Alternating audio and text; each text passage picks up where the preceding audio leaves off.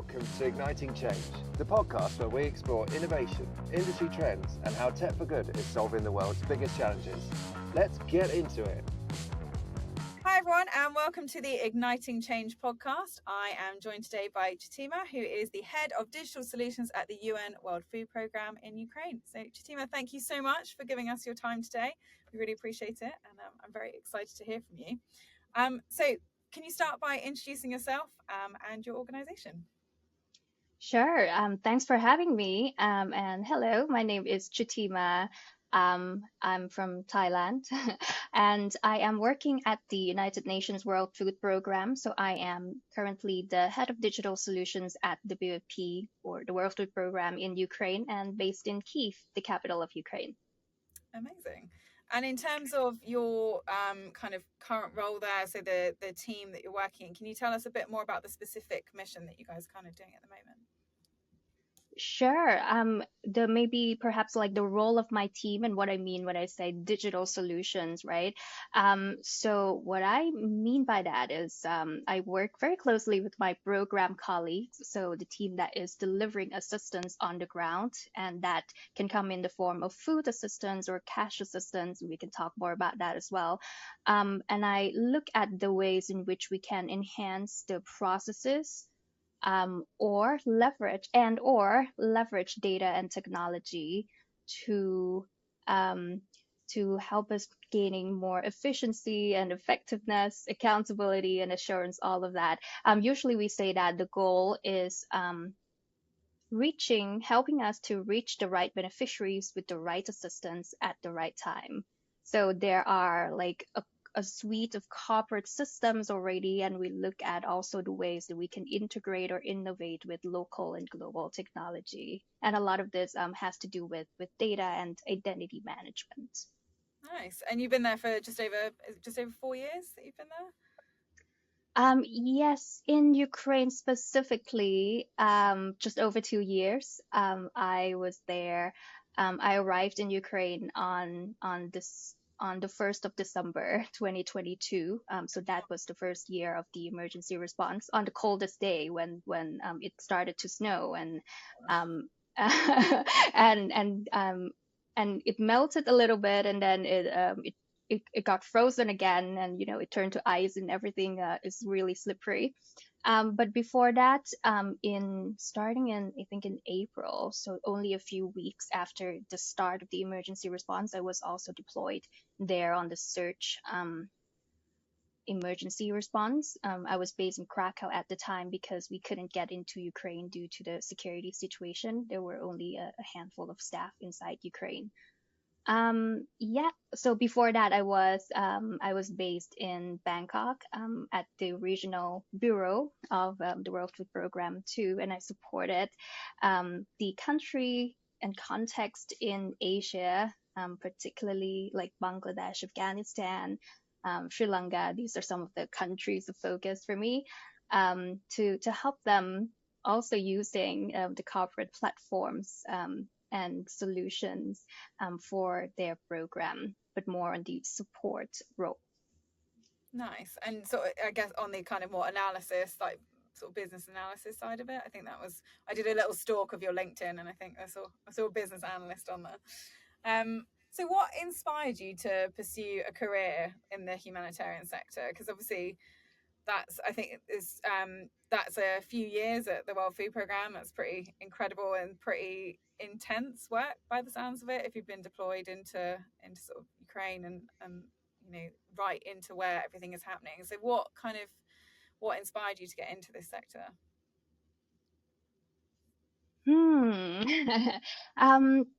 Yeah, I think when you mentioned business analysis earlier, there was a moment when it clicked that I saw myself. I think the formal vocabulary is business analysis, or project manager.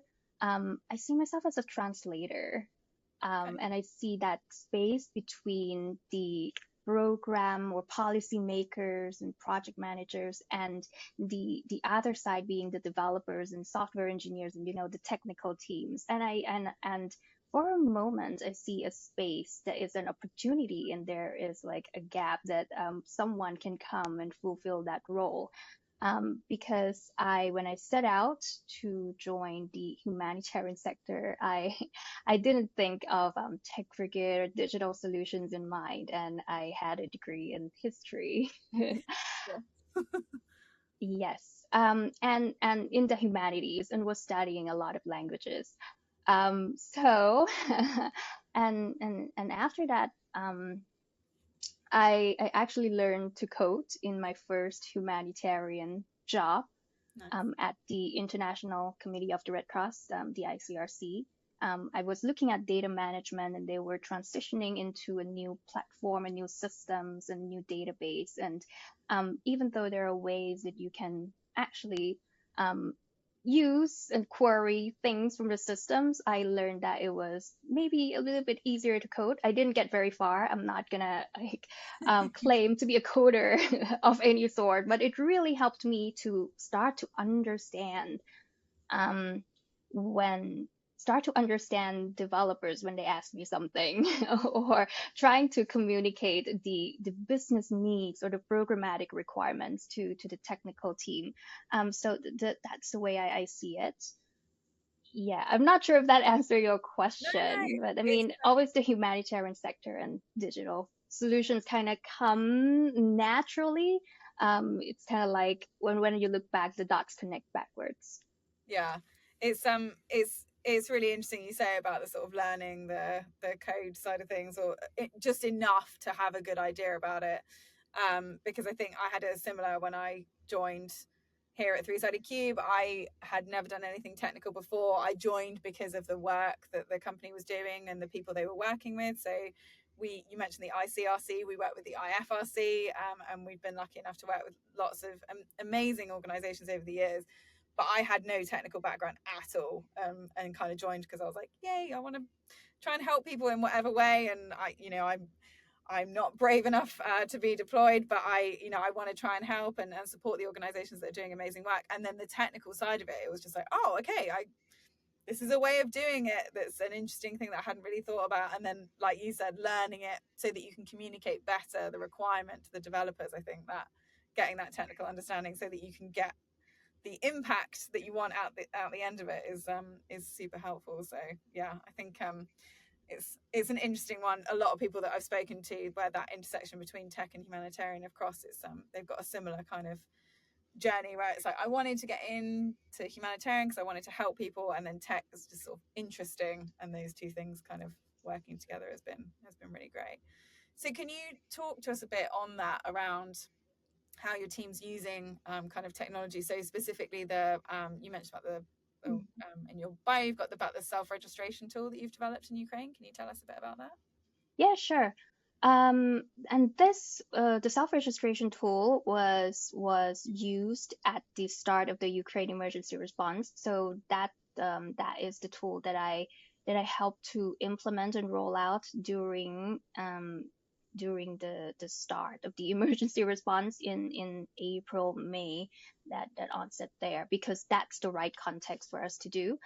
Um, so if you imagine the situation back in February 2022, just taking us back a little bit, um, I think we all have heard the news, and it was like really shocking for all of us and for the world, and even more shocking for Ukraine and Ukrainians, right? There was like a lot of confusion and devastation everywhere. Um, and at the same time, the security situation is, of course, it's a high active conflict, and the situation is highly volatile. And at the same time, Ukraine and the BFP at the time in Ukraine didn't have an office and didn't have presence and staff inside the country. Now, the need is massive because there are a lot of people that have to evacuate from their hometown and fleeing the country or staying inside the country, and those are internally displaced people. We think that there are more than 3 million people who are internally displaced at the time during like March and April 2022. Yeah. And in that situation, when we think that massive needs, we have food in kind assistance, that's for sure, but also the people who are internally displaced and who are in the different locations in the west or the central Ukraine, which are safer and the market functions and there are financial service. We want to provide cash assistance and the needs are massive. But how can we do that? Because in a traditional um, humanitarian response, we need to register people and we need to, well, set up a registration site where a minimal setup is having someone sitting down at a desk with a computer and people come and you check their documents and you register them and take their data. And then maybe you will also have to come back to the office, crunch the data, clean the data, take a few weeks before people can receive assistance. Yeah. So 3 weeks is like kind of the standard that we think. But we don't have people and we don't have partners and we can't even access. So what can we do? So what we came up with at the time, we think we already had an online registration platform, which is basically a website, a link that people can come and share their data securely with the BFP, and we would receive that online and being able to provide assistance once we receive their data, once we clean it and check it. But the thing is, if we send a link out there and let people self-register, it would explode. Yeah, because people are going to share that on Facebook and we don't know who is who, and they share it on other social media platforms and we would receive a lot of data and we don't know who they are. So how can we have a targeted approach with that? So self-registration, when we mean that, is we work with some of the local city councils. When people have arrived at a safe location, they contacted the city council, and we have developed a QR code with a one-time security code so that the link can only be used once. So once you submit it with that QR code, you scan the QR code, you self-register, you submit your application, and then within 72 hours you can receive cash assistance that you can use right away. So that and for that, in the first 6 weeks of emergency response, we had assisted around 150,000 people, which is phenomenal for humanitarian response. I mean, in a sense that if we need to have enumerators, they can register 300 people a day. So we would need a few people working full time, and they that might not even be possible with the security situation and moving from place to place. So yeah, that was fun. That was, I mean, no, you also see a lot of impact really quickly. So that felt really rewarding. Although, I mean, there were also, operational bottlenecks and technical issues that is very normal for implementing technology, but you see impact really quickly. I mean, 3 weeks down to kind of as a standard turnaround time down to 72 hours is absolutely incredible. And like you say, being able to help that many people in that space of time is just amazing.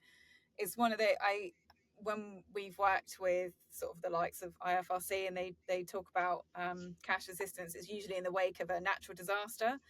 So it's interesting that kind of, with natural disasters generally, they tend to happen and then there's kind of a before and an after state. But I guess in conflict, it's ongoing, so that you can't wait for it to be in that kind of after state. You've got to get to people while it's still ongoing. And the cash assistance, I think, is so important because it's giving people that kind of the help that they can control, right? So they get that cash assistance, they have control on that, they get to use it as they need to. So it's a kind of it gives them a lot of kind of autonomy and dignity in a time when there's so much kind of chaos and horror going on, that I think it's so important. So that sounds incredible, and to be able to do that while that's going on and all the security issues, that must have been really rewarding. And Yeah. We usually say indeed that for emergency response, you should be able to respond within 72 hours. So that is kind of the timeline that we have to commit ourselves to. Yeah, And it means working day and night yeah, in the first phase of emergency.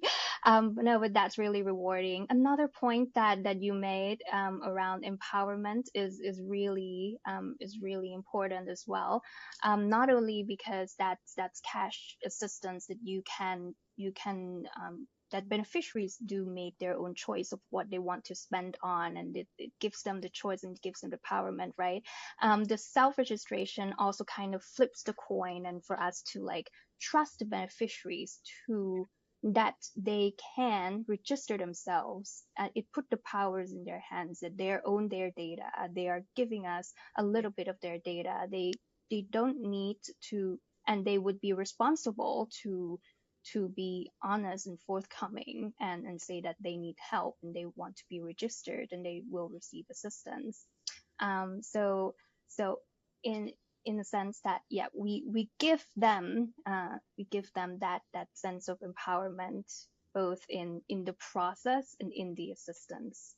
yeah, amazing. And again, when it's, this sort of conflict, I mean, it's, you said about it being deployed in 2022 and we're now somehow in 2025. It's such an ongoing thing that people have to learn to live in. It's not just something that's happened to them. It's this ongoing, part of their day-to-day life. So I think that, yeah, that empowerment, that dignity is always something that comes up a lot when we talk to people in that kind of conflict thing. So I think that's incredible. And the fact that technology was kind of able to play that part in it to be kind of helpful, and it is so amazing. And then can you talk a bit about the role of blockchain in creating sort of that transparency and the equity in terms of aid distribution? Because that is fascinating.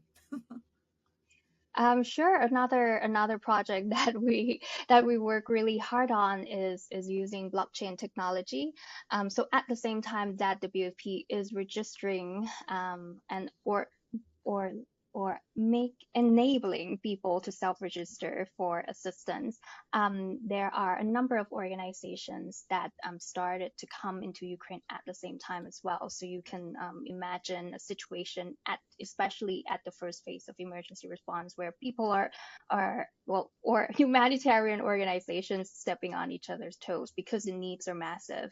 Yeah, And but we still want to make sure that there is efficiency in the humanitarian response, meaning that when we want to collaborate and coordinate to make sure that each family, each beneficiary can receive the assistance that they need, but only one assistance at a time. So that if you already have assistance from one organization, you shouldn't receive yeah, another entitlement from another organization. So the use case that we use blockchain technology in this case is for deduplication at the interorganizational level. wow. Um, are you familiar with like the deduplication? Can I give a little bit of Please do, yeah, because I haven't actually. I'm not going to claim to be an expert.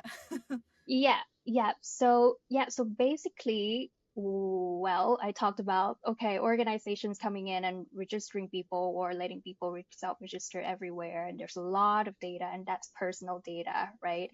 And in Ukraine, we are considered fortunate as a humanitarian response because people have their own identification. Everyone has a tax ID, which is a unique identifier. Um, and how can we then like kind of cross check between different organizations without sharing data that this person has only received assistance once? So what if there is a platform like a black box that each organization, once they have the list that they are going to process cash assistance, they upload it into that black box and it spits out whether your list is clean or whether there are duplicates, someone who already received assistance from another organization. Yeah, So that's what we mean by deduplication. And then you just proceed. Okay, the rate is very low, like 5%. But again, when you look at scale for the WFP, well, 100,000 in the first 6 weeks, 1 million within the first year. that can go up really quickly. And so if we prevent that unintentional overlap of assistance by deduplication, that's a lot of efficiency gains or saving a lot of money together by coordination with a lot of inter-organization, uh, which is not always easy. I Coordination, humanitarian coordination, but I think everyone sees the benefit of this, and everyone is like saving a little bit of money. It's also ensuring a fair and equitable outcomes for the people. And I think people also understand that part. Um, so so yeah, and the platform is offered by the BFP, and it's based on the blockchain technology. Everyone knows that they want this, so it's really also a bottom-up approach in a way that organizations in Ukraine who did cash assistance in the beginning really wanted to do this. And also recently, as the operation has evolved, we wanted to expand and enhance our deduplication process. That has kept me busy in the last year, I can extending it fully to yeah, extending it to food assistance and yeah. shelter, and we start to have livelihoods as well. You talked about resilience, and yeah, I mean, we started some projects, or organizations are starting some projects on recovery and livelihoods, which is really interesting. That is absolutely fascinating. I think from a just from a purely sort of technical and project perspective, I find that absolutely fascinating because it's so clever in its simplicity. Like it's the fact that, like you say, it's a tax code. So it's not personal data. So you're not having to obfuscate anything, and you're not putting people's personal data at risk, which again comes back to the empowerment. You're not asking people to upload, really personal, birth certificates, anything that they might find risky or that they might not have access to, right? If they're in a conflict zone and they've had to, suddenly evacuate, they might not have all of these documents to be able to upload to a system. So the fact that it's a tax code, I think, is amazing in terms of respecting people's privacy, personal information. The pure efficiency of it is just like stunning to me. I Most of my job revolves around efficiency and stuff like that, so I'm a big fan of that. And I Yeah, think, I have some numbers, oh my god, please give me the numbers. which is in my even in the internal and external sales pitch for for blockchain and deduplication. Now, in the first year when we ran our first round of statistics, we Mhm. had around 35 organizations who joined the efforts, and we were saving about $50 million, Wow. which is In year one. really, really in year one, and we have saved 200 million US dollars.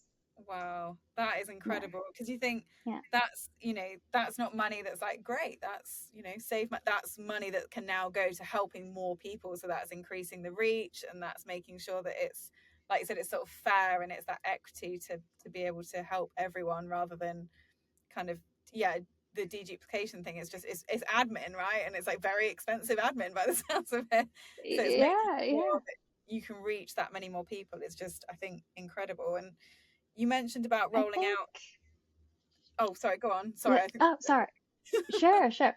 Thank you. No, I think the magic behind it is also the simplicity, right, in terms of user experience. And it's just one extra step that takes a few minutes of their time, and something that they would want to do because it can save their money. But Yeah. another point that I'd like to make on this too is that this is a collaboration with the traditional or the classic humanitarian coordination mechanisms that have to be in place. I mean, you already need to do that geographical coordination, then organizations shouldn't be targeting the same areas.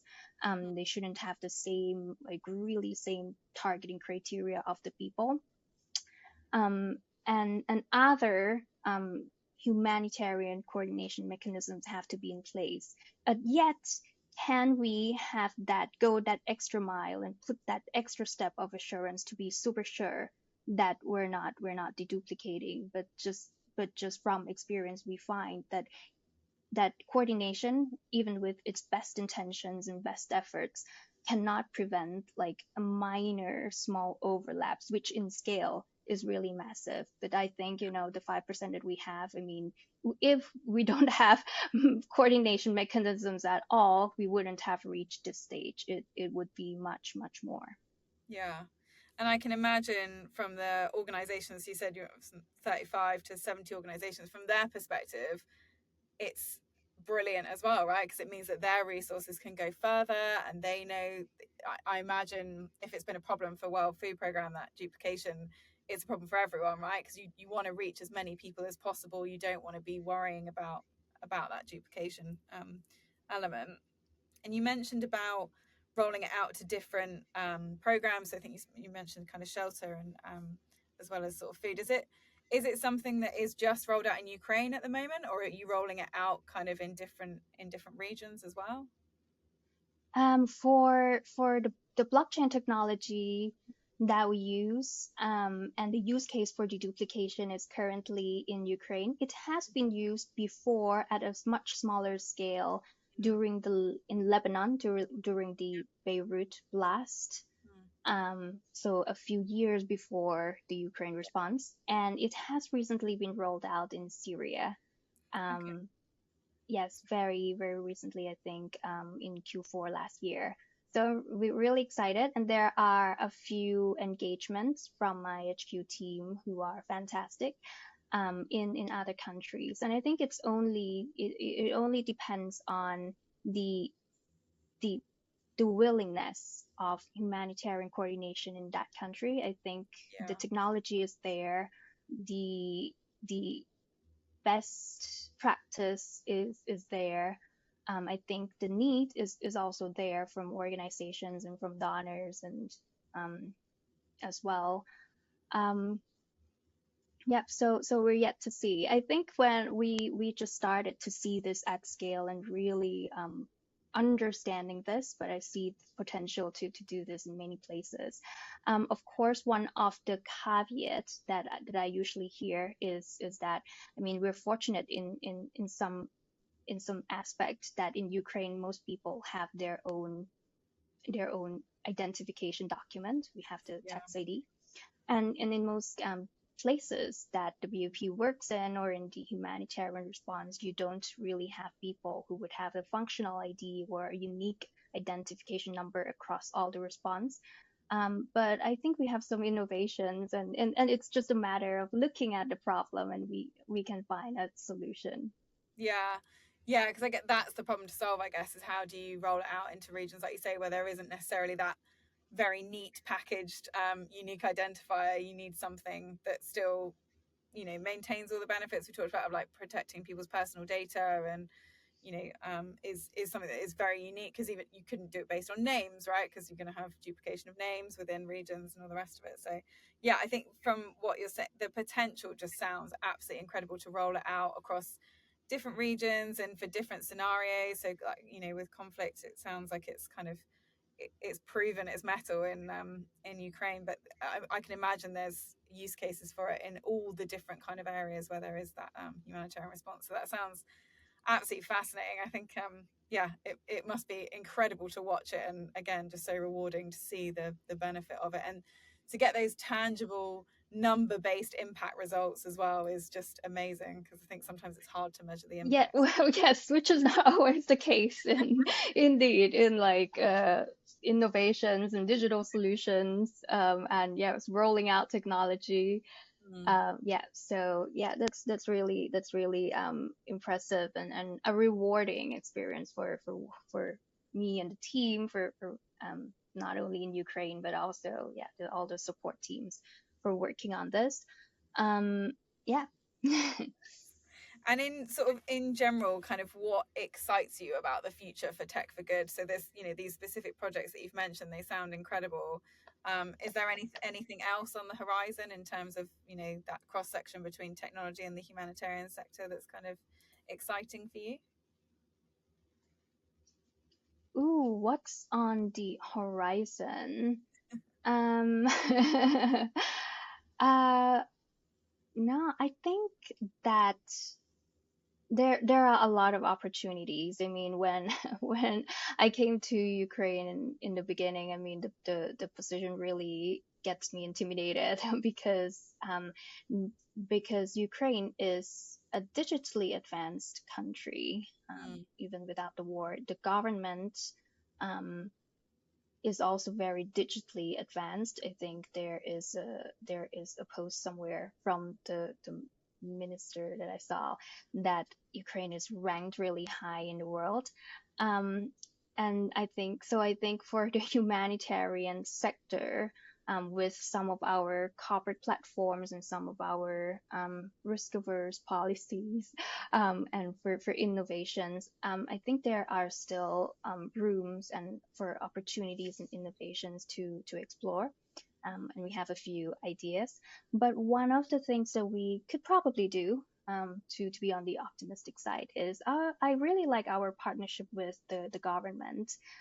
So one of the projects that we did is with the Ministry of Social Policy for social top-ups, meaning that there are already beneficiaries who are receiving social allowance and benefits from the government. mhm. And what humanitarian organizations can do instead of, going out as the operation evolves. So I'm talking about now year 2 and 3. Um, we would look more into the government actually has their own registry of people who they need to help and they need to reach. And they have that data already. So to partner with them is so we work with the government to that they identify the people that would need a top up allowance to their social allowance, and then the BOP would provide a top up to that data. I mean, there's a lot of things in the back end which may not interest our audience now, but that has been a fun one. But I think in be going beyond that is also an area that as humanitarians we usually say that we are working ourselves out of the job, and we I think we can do that by building capacity to the government. I mean, they are very strong already. They can What we can complement perhaps is in even in the government registry we can also look at, okay, helping people who may meet those criteria but are not already in the registry, Mm, from being on the grounds and having more access through our partners. Maybe we can help them navigating through the bureaucracy and getting them the documents and verification that they need, and helping and yeah, working working with the government yeah. to have that, and then we can look at our exit strategy. So I think it's really impactful, and it's bittersweet because it means that, yeah, we look at one day we will have to leave the country. Yeah, of course. I think it's really interesting from talking to people that work in the third sector and the humanitarian sector. Everyone that works in it, I think, has a real passion for what they do. I don't think it's a sector you can work in unless you are passionate about it, because it is so, demanding and rewarding. But it's obviously quite an intense way of working. But I think that thing you said about sort of working yourselves out of a job, there's that advancement in technology, in any sector. People are like, well, what's this going to mean for me? Like, is this going to mean I'm no longer needed and stuff? And when you talk to people in the humanitarian sector, it's almost like but that's a good thing, like, because the pace that we're moving at and like how many more people we can reach and the positive impact we can have, it's good. We want to be out of a job in a way, because we want to know that the work is being done at a pace that we couldn't have even imagined 20 years ago or 30 years ago. So Yeah, yeah. And on the optimistic side, I mean, working myself out of the job, I feel optimistic that I will never run out of a job. Fingers Yeah, I crossed. think humans are Yeah. always going to make more problems for themselves. I think No, to be more. not like that. In a sense, that I mean, Ukraine is in the media every day. That's one thing, and that's really great. And I think there are definitely, and a lot of contexts and countries that should have more attention. So there are already emergencies out there. Don't create new ones. Don't create new ones. I mean, yeah, the experiences and the accomplishments that we have fortunately created in Ukraine, I mean, they can be applied elsewhere, or even with our corporate platforms, our approach, our combination, our ideas. I think it is about tailoring to the context. Again, going back to understanding the problem, knowing what the program design is, and the people that we need to serve, what do they need. And if we understand all of this, you just need a translator Yeah, to then become a designer and yeah, communicator, and find those solutions and implement those by talking to people.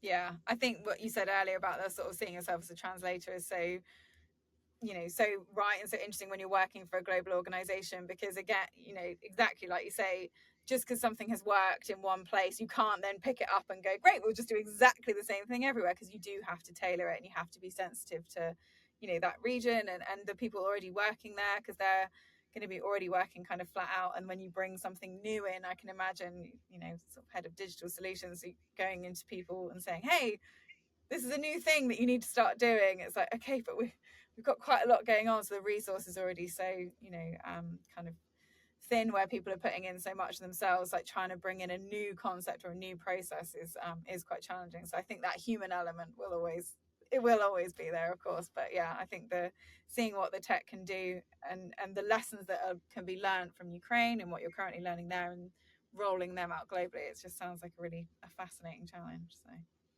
No, So absolutely. I am against presenting technology as a silver bullet, or simply implementing technology as a solution, right? Or thinking that technology will be a solution. So sitting as digital solutions and like the expert in implementing it, I think the approach from the organization perspective as well is having this role as a person who can understand what the problems are, looking at the processes, um, and looking well with the focus on people we serve, what do they need, design their experiences. And sometimes we have to work harder just because people can have a smoother and better experience, like self registration, in a way. That was a lot of work, but people can receive assistance and register themselves really quickly.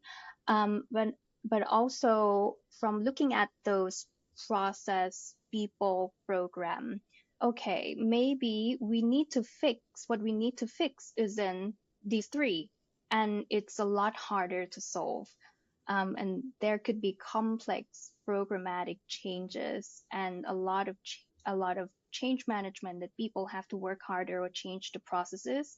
And then we use a few simple solutions that is from technology, or none at all. Maybe the problem is not in the technology. So to look at these, I think these are like the really stimulating part of the job. Figuring out where are the problems and what could be the solutions. Maybe the technology can be, and how can it be designed, and how can it be implemented in the real world.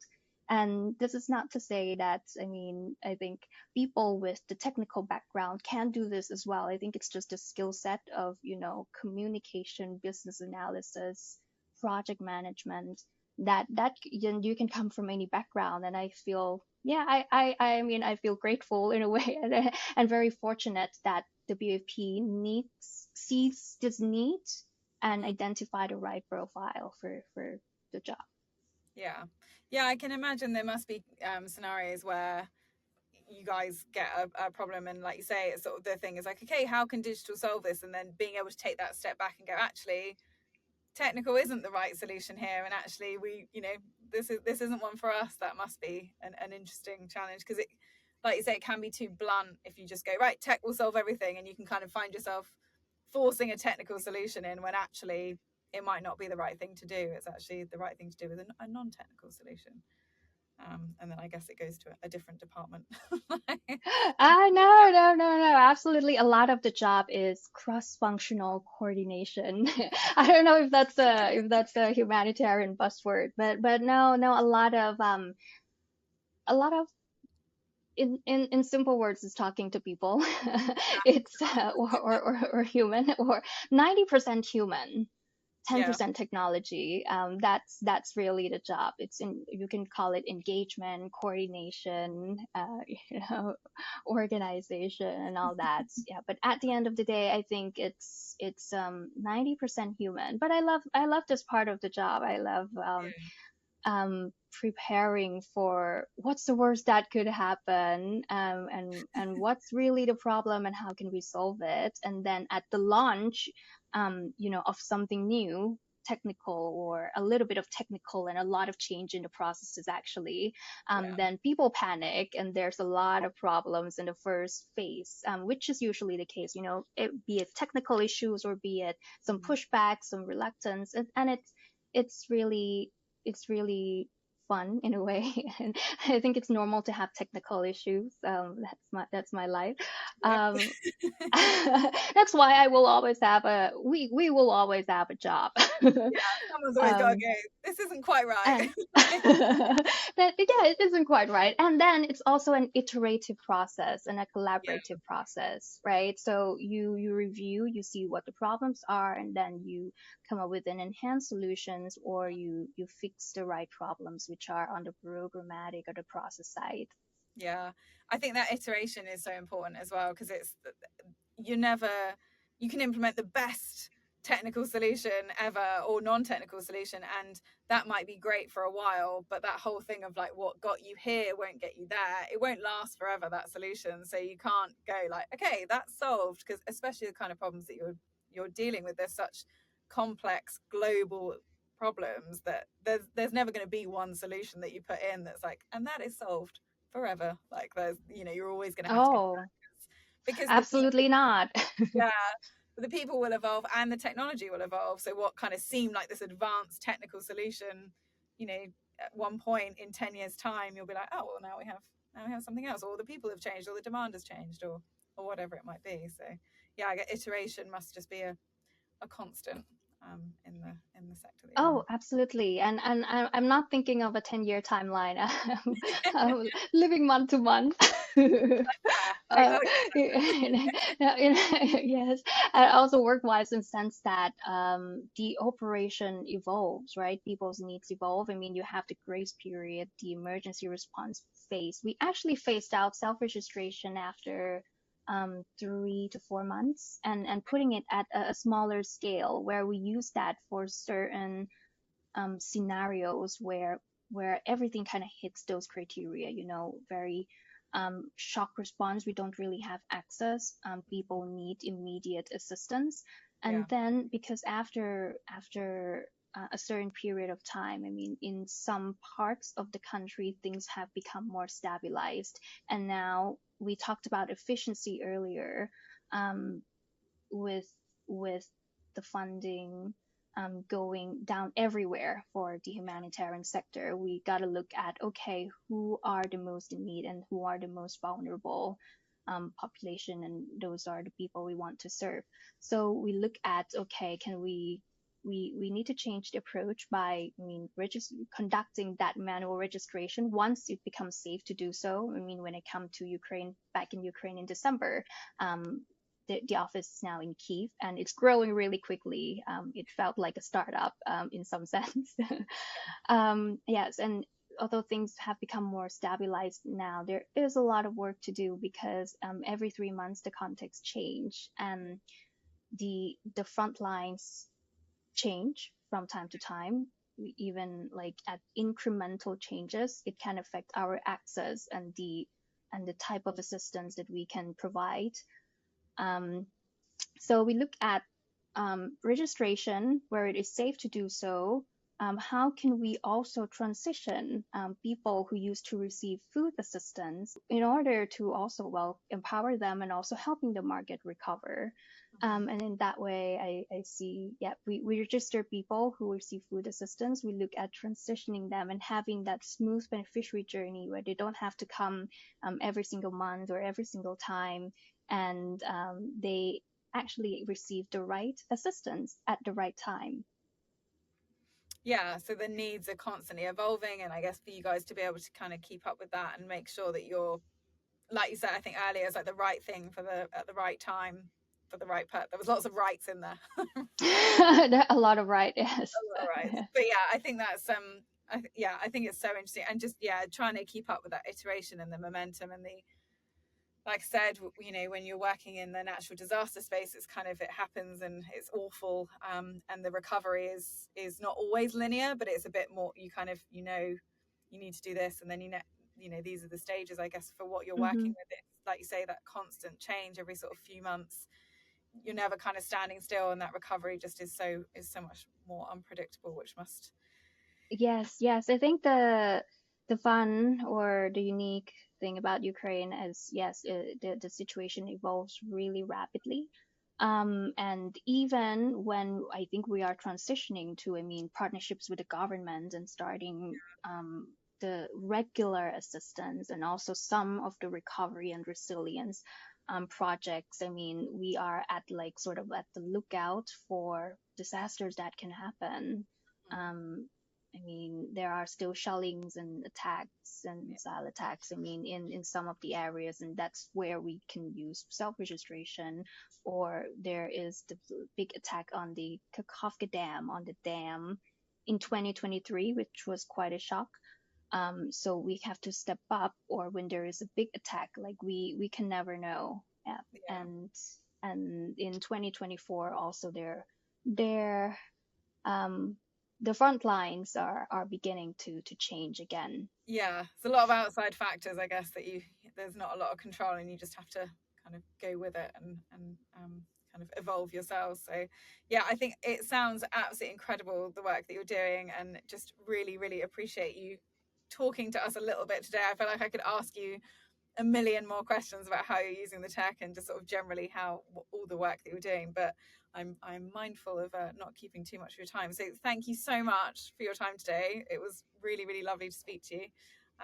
And yeah, we will probably speak to you again at some point soon, because I'd love to hear how that has evolved and more iterations on that. So Oh, I'd love to. No, it's been a pleasure. Thank you so much.